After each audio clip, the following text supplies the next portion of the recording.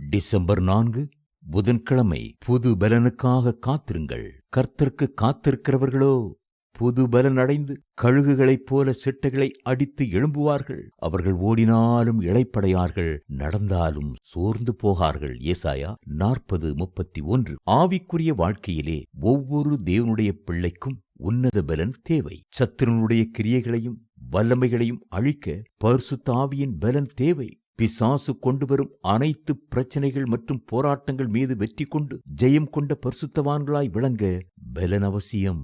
இருவர் குத்துச்சண்டை இடுகிறார்கள் என்று வைத்துக் கொள்வோம். பலன் உள்ளவனால்தான் தைரியமாய் எதிரியை அடித்து வீழ்த்த முடியும். பலன் இல்லாமல் ஏனோதானோ என்று வந்து நிற்பவன் பயங்கரமான தோல்வியைத்தான் தழுவ வேண்டியதாயிருக்கும். தேவ பிள்ளைகளே, உங்களுக்கு புது பலன் அவசியம். ஆவியிலும் ஆத்துமாவிலும் தெய்வீக பலன் அவசியம். உன்னதத்திலிருந்து வருகிற பரிசுத்த ஆவியாகிய பலன் அவசியம்.